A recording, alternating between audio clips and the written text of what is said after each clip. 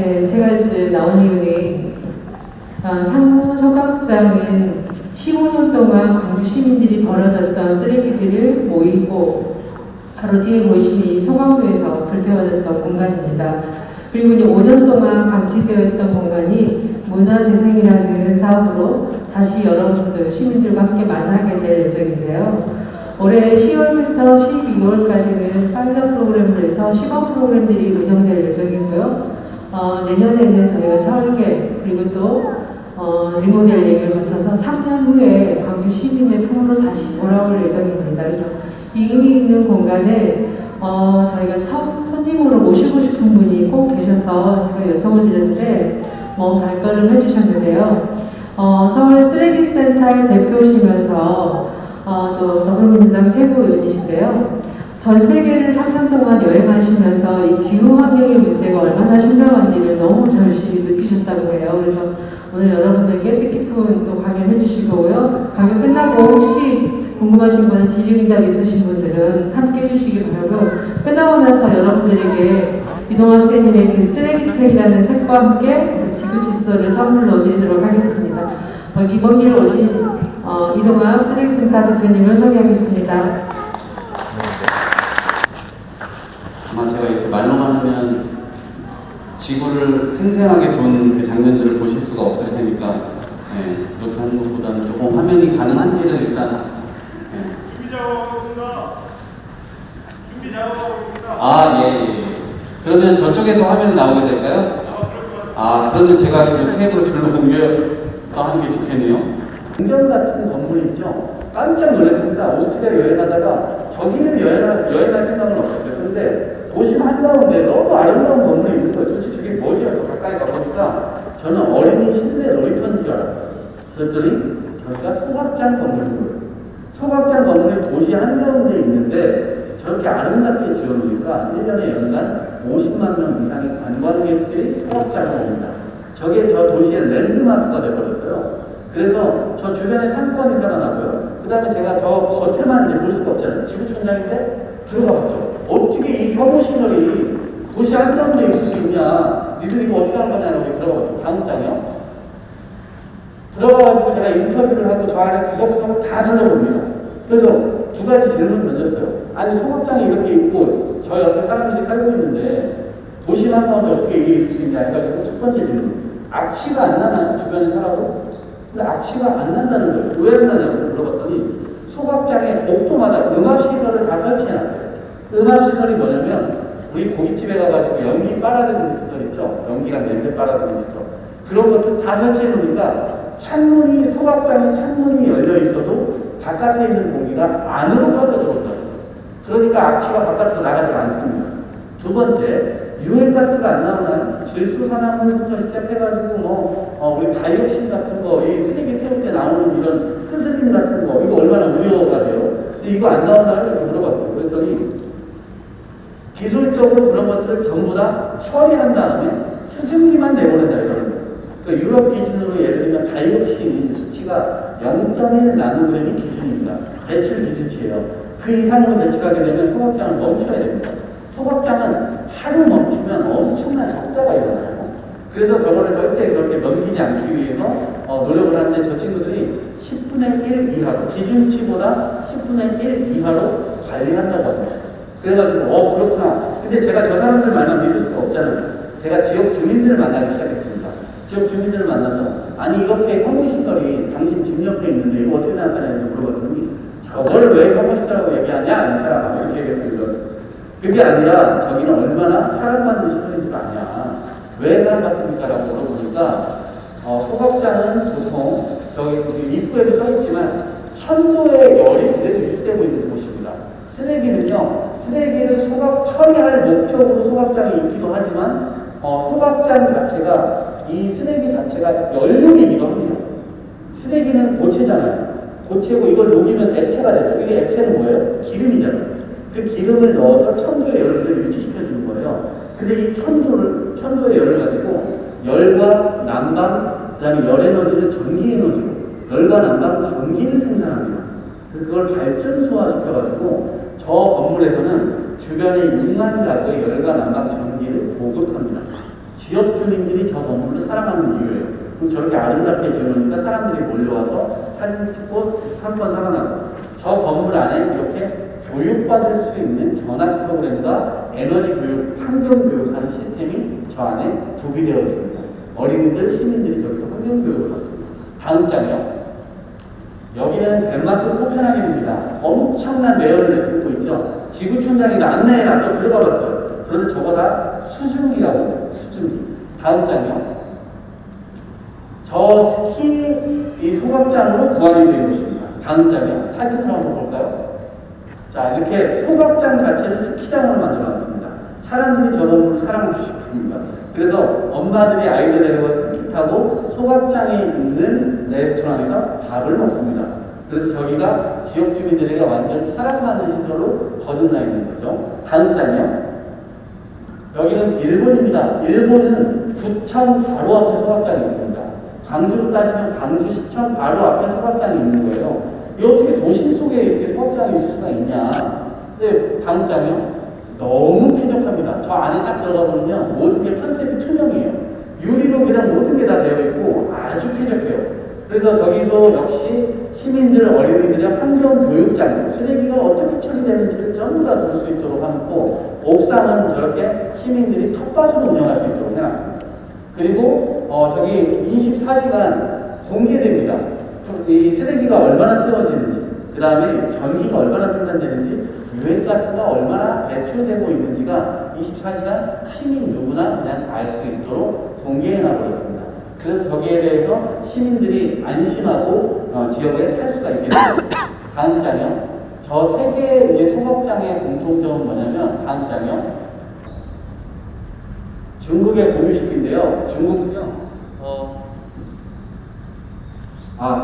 중국은요, 식당에서 설거지하는 공간이 사라지고 있습니다. 왜냐면 설거지를 전문적으로 하는 업체들이 굉장히 많이 늘어나고 있어요. 설거지 분야가 분업화되고 있는 겁니다. 그래서 우리나라도 지금 고기 불판 같은 경우는 이 고기 불판 세척 업체가 있어요. 그래서 고깃집마다 불판을 갖다 주고 세척하고 로테이션을 하잖아요. 이 모델을 우리가 장례식장에 적용해 본다면 장례식장 일회용 쓰레기를 없앨 수 있을 겁니다. 영화관도 마찬가지예요. 200명이 한 관에 들어가서 2시간 영화 보는데 모두가 팝콘통 들고 콜라통 들고 전부 다 일회용 쓰레기를 들고 있습니다. 그걸 먹고 수많은 쓰레기들을 버리는 겁니다. 그것들을 전부 다 다회용기로 바꿔서 이렇게 쓰고 반납하도록 하면 쓰레기가 나오지 않는 영화관, 쓰레기가 나오지 않는 야구장을 만들 수 있지 않을까요? 여러분들 창업하실 분들은 그쪽 분야로 창업을 생각해 보세요. 다음 장이요. 자, 마지막으로 요 설명 드리고 이제 마칠 텐데요. 요거는 우리나라에서 지금 알맹상점이라고 해서 많이 이렇게 만들어지고 있잖아요. 많이 지금 100여 개 이상의 매장이 생겨났는데 용기내 챌린지를 하는 곳입니다. 장바구니 안에 자기 용기를 그릇을 다 들고 가가지고 포장재가 없는 저 마트에서 포장재 없이 내용물만 사는 겁니다. 그래서 무게 기반으로 이렇게 계산을 하고 나오는 곳입니다. 독일 베를린이 원조고요. 저기에서 포장재 쓰레기가 나오지 않는 방식으로 하고 있습니다. 다음 장이요. 자, 마지막 요 설명 드리고 마칠 텐데요. 지구촌장 아까도 저렇게 태극기를 딱 걸어놨어요. 저 나라는 중국입니다. 저기 자세히 보시면 스마트 팜 같죠? 스마트 팜입니다. 저기에는 토마토하고 오이가 자라고 있어요. 슈퍼 토마토와 슈퍼 오이가 자라고 있는데, 비결이 뭐냐 이렇게 물어봤더니, 저 아래 시멘트 구조물이 있죠. 지금 1층, 2층 이렇게 나눠져 있는데 1층에 시멘트 구조물이 있죠. 저 시멘트 구조물에 뭐가 있냐면, 여러분들 조금 이따가 저녁 식사하셔야 되는데 제가 미리 죄송하다는 말씀 드리겠습니다. 죄송합니다. 자, 다음 장 넘겨주시죠. 저 시멘트 구조물 안에 저렇게 바퀴벌레 10억 마리가 있습니다. 바퀴벌레 10억 마리가 하루에 50톤의 음식물 쓰레기를 먹어치웁니다. 저 건물이 4개가 있어요. 그래서 40억 마리가 200톤의 음식물 쓰레기를 먹어치웁니다. 그러면 저희가 왜 스마트팜인데, 자 보세요. 제가 2가지 질문을 던졌습니다. 첫 번째, 바퀴벌레가 편식하지 않나요? 여러분 마라탕 드셔보셨어요? 매운 거, 짠 거, 단 거, 쓴 거, 이런 것들 중에 바퀴벌레가 기피하는 맛이 있을까요? 없습니다. 다 잘 먹습니다. 전 세계 산의 지구들을 다 믹스해가지고 다 갈아가지고 넣어주면 모든 걸 다 잘 먹습니다. 그래서 오케이. 그러면 바퀴벌레 가둬놔야 될 거 아니에요. 어떻게 가두지? 바퀴벌레를 플라스틱 통 안에 넣어보니까 얘네가 뚫고 나가요. 종이통 안에, 나무통 안에 넣고 나가니까 뚫고 나가는 거예요. 도대체 얘네들을 어떻게 가둘까? 유리통 안에 넣어보니까 유리벽에서 미끄러지더래요, 얘네가. 그래가지고 저 시멘트 구조물 안에 유리벽으로 사방팔방 이렇게 발라놨습니다. 그래가지고 탈출을 불가능하게 해놨는데, 실제로요, 진짜 근본적인 기술은 뭐냐면 40억 마리의 생태계가 그대로 매일매일 유지돼야 된다는 겁니다. 잘 보세요. 10억 마리가 4개가 있으니까 10억 마리 생태계가 그대로 유지돼야 되는데 하루에 쟤들이 밥을 6번 먹습니다. 그리고 이틀에 한 번 알을 까요. 알 하나에서 16마리씩 나옵니다. 그러니까 40억 마리가 16마리씩 낳는다고 생각해보세요. 어마어마하죠. 근데 저 생태계가 어떻게 돼요? 생태계가 위로 올라가. 예를 들어 개체수가 증가하게 되면 음식물이 부족하게 되겠죠. 그 생태계가 깨져요. 그리고 개체수가 내려가. 그럼 음식물이 남아돌게 되겠죠. 그러면 과잉 생산이 되는 거 아니야? 쟤네 입장에서는. 그래서 위로 가도 안 되고 아래로 가도 안 되고 맨날 10억 마리가 그대로 유지되어야 됩니다. 그런데 얘네가 11달을 살다가 돌아갔어요. 그래서 이 루틴을 가지고 여기에서 이제 개발한 기술입니다. 알을 까면 어떤 알은 태어나게 놔둬요. 아주 극소수의 알은 태어나게 됩니다. 그리고 대부분의 알들은 사체와 11달 살고 죽는 바퀴벌레 사체와 함께 바깥으로 다 긁어냅니다. 그리고 그걸 그 순간 갈아버려요. 그래가지고 그거를 바로 2층의 스마트팜에다가 뿌려줍니다. 그러면 슈퍼토마토와 슈퍼오이가 나옵니다. 그리고 그 양이 엄청나잖아요. 40억 마리니까 엄청나게 내뿜는 그런 이 퇴비로 쓰다가 이거를 가지고 그대로 돼지하고 닭한테 줍니다. 슈퍼 돼지와 슈퍼 닭이 되는 거죠. 세계 최고의 질을 가진 바퀴벌레 퇴비와 바퀴벌레 사료가 되는 거예요. 자, 그런데 마지막에 제가 회장님을 인터뷰하다가 회장님 뒤편에 유리창이 있는데 유리창 뒤편에 노란 머리 친구들이 왔다 갔다 하는 거예요. 저 친구들 뭡니까? 물어봤어요. 그랬더니 미국의 글로벌 화장품 회사의 임원들이래요. 저 친구들 왜 와있죠? 그러니까 피부에도 그렇게 좋대요. 바퀴벌레. 이미 우리가 발리고 있을 수도 있습니다. 바퀴벌레 파이팅! 네, 다음 장면.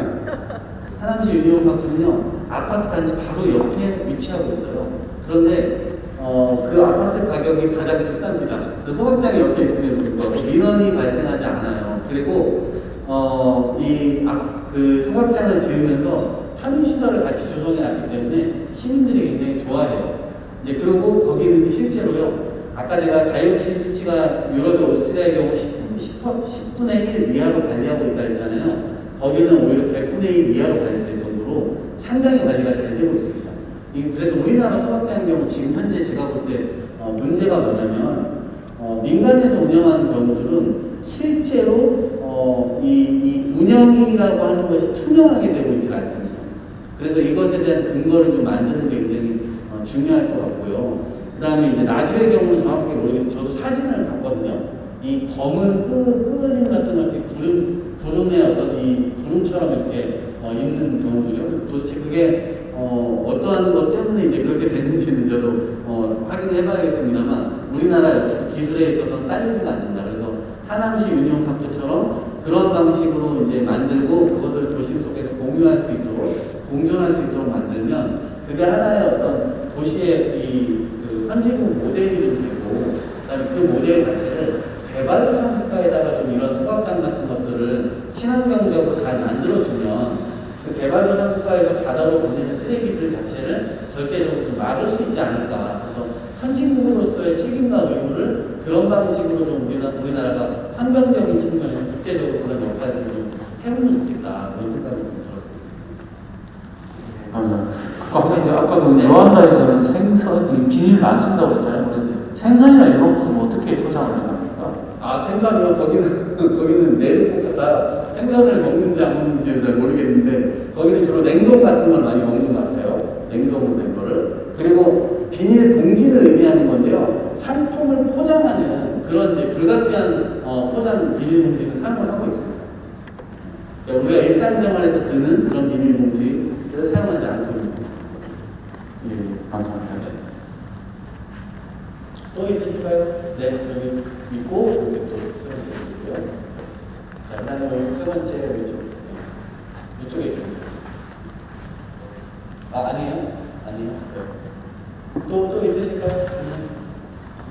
아까 방금 말씀하신 업스트림 말씀하셨는데요. 우리나라에서는 그러면 가장 좀 그쪽으로 신경을 쓰고 실제적으로 진행을 하고 있는 기업이 있다면 좀 소개를 해주시기 바랍니다. 지금 다회용 컵 기업들이 지금 이제 만들어지고 있어요. 그리고 다회용 컵을 어떤 형태로 하냐면 영화관하고 계약을 해서 영화관에 컵을 이제 갖다 주는 거죠. 설거지 업체가 갖다 주고 손님들이 그걸 먹고 그대로 반납하고 가면 그걸 그대로 세척해서 다시 로테이션으로 갖다 주는 그런 지금 업체들이 많이 늘어나고 있는데 제가 볼 때 그 몇 개 업체로 안 되기 때문에 지역별로 그런 청년들이 많이 창업했으면 좋겠어요. 그런 사례가 또 하나 있고 그 다음에 또 하나는 어린이집에서 식판을 이제 세척을 해주는 그런 또 업체들도 있고요. 그래서 그런 게 있고 그 다음에 우리나라 정책 중에 내년도 6월 달에 이 일회용 컵 보증금 제도를 시행을 합니다. 카페에서. 그래서 지금 이것이 잘 준비가 이제 되고 있는데 이게 실제에 있어서 2008년도에 저희가 2000년대 초반에 이걸 도입했다가 2008년에 이게 없어져 버렸어요. 왜냐면 사람들이 100원의 환경 부담금이 있었어요. 그래서 일회용 컵을 테이크아웃해서 갖다가 먹다가 다시 거기다가 반납하면 100원을 다시 돌려받는 제도였는데 이것이 제대로 이제 참여하는 사람이 많지가 않아가지고 결국 없애버렸었어요. 근데 이것이 이제 다시 부활되게 되는데 이 일회용 컵 쓰레기 이 부분에 보증금을 얼마를 붙일 거냐 이제 이런 것들도 이제 지금 논의 중인 것이고 내년 6월달에 이제 이거를 시작하게 되는데 사실 더 근본적인 건 아까 말씀드린 대로 대한민국 컵, 테이크아웃 컵 이것을 다회용기로 지금 방금 말씀하신 대로 애초에 발생되지 않을 만한 그런 체계로 우리 사회가 좀 움직였으면 좋겠다 이런 생각이고 다회용 그릇 배달용기 같은 경우는 경기도에서 아예 이것들을 좀 지원해가지고 지금 각 시별로 이것을 참여할 시를 좀 모집을 해가지고 배달 용기들을 아예 식당에다가 납품을 해주고 그 식당에서 배달할 때 요 그릇에다 담아주고 그거를 다시 수거해서 설거지해주는 시스템을 지금 도 차원에서 좀 지원해가지고 지금 구축을 해가고 있습니다. 그래서 지금 배달 용기는 앞으로 계속 늘어갈 수밖에 없는 것으로 지금 예측이 되고 있어요. 왜냐면 1인 가구가 지금 우리나라에서 예전에는 4인 가구가 대세였는데 지금 1인 가구가 대세잖아요. 바뀌어버렸습니다. 이미 1인 가구가 가장 많은 포션이고요.